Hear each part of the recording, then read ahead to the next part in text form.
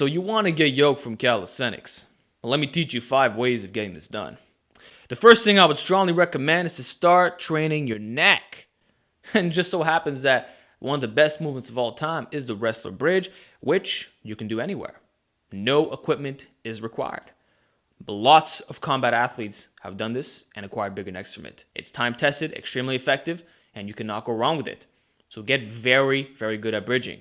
What you have to understand about the neck is that it is directly connected to your traps. So every time you do neck movements, it'll help build your traps. Plus, the neck is more important than the traps in the first place.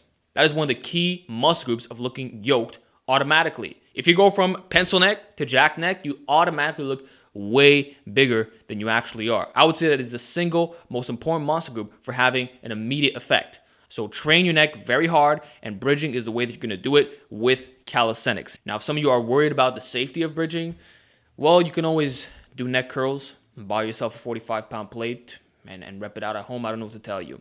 But just know that you could train your neck, and that is one of the most important steps. So whatever the methods you may be using, I would recommend bridging. Do train your neck. My second piece of advice is to increase your body fat percentage. 15 to 20% is the recommended range. So just like lifters who do the bare minimum physique, it's the same thing for you.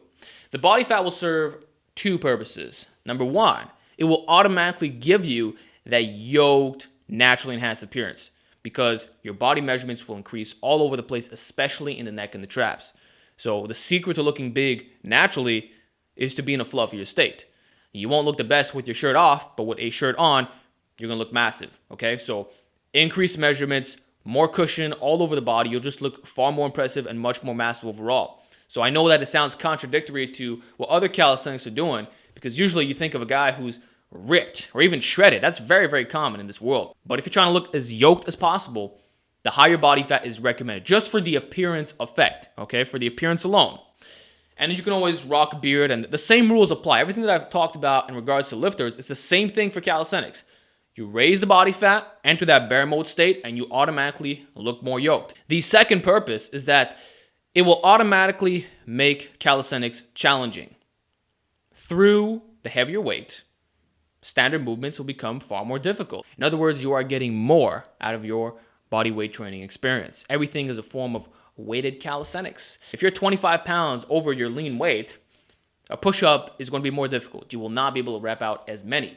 Pull-ups will be more difficult. And one-arm pull-ups, you might not even be able to do them if you're even training for that. So you will get some good volume in with a weight that is heavier technically. Like you're getting an extra edge because of that body fat. You are negatively impacting your leverages. And this will have a major effect on bar work, especially if you're doing things like front levers or movements that require you to have like a good pound-for-pound ratio.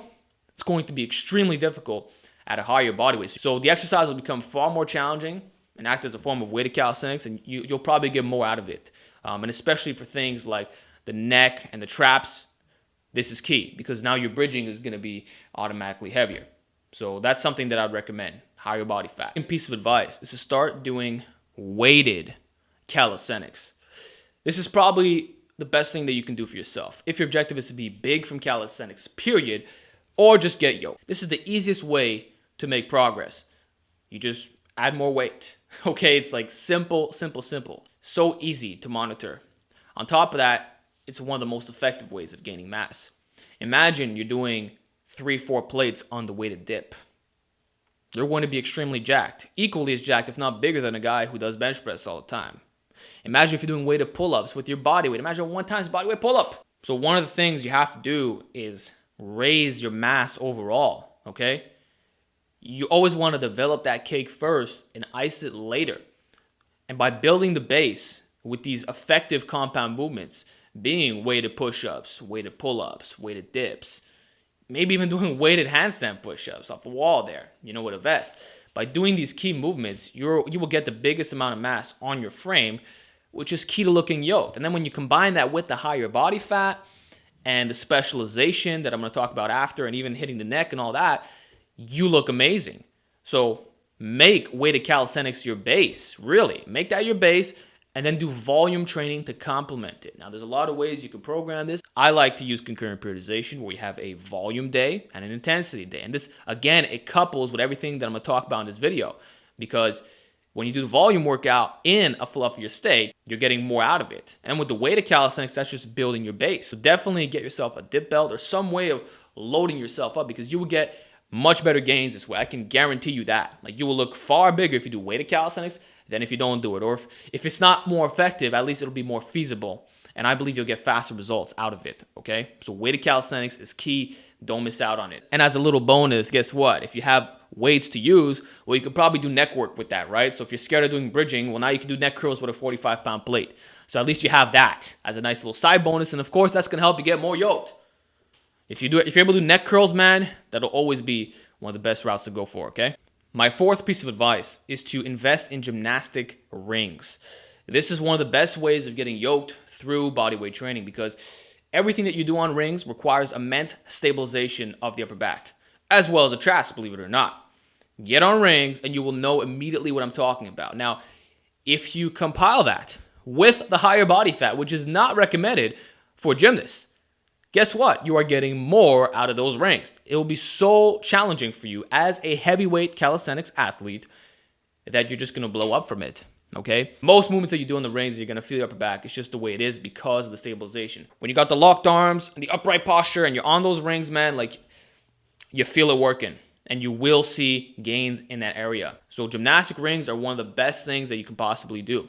Like, it's really, really, really beneficial if your objective is to be yoked. And then my final recommendation is to incorporate higher exercise selection and accessory work. Incorporate different variations and make your movement specific to the task of getting yoked.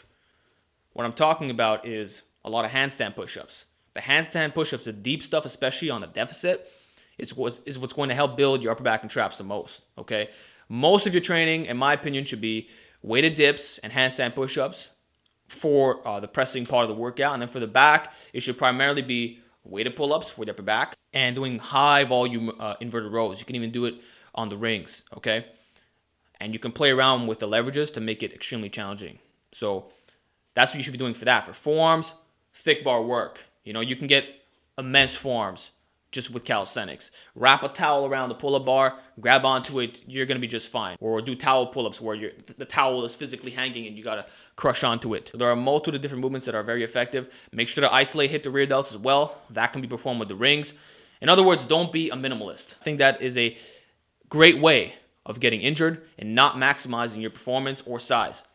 If your objective is to be yoked or just to be as big as possible as a calisthenics athlete or even a weight training athlete, then you must isolate your lagging areas, okay? Do your main movements first, hit some accessories later. And with that said, you now have all the tools that you need for getting yoked with calisthenics. Hope you enjoyed this segment. Give me your feedback down below. I'll talk to you all next time. Oh yeah, I forgot to mention about the higher body fat. You're also in a calorie surplus usually, which is always a great benefit for recovery. So you cannot go wrong from that perspective as well.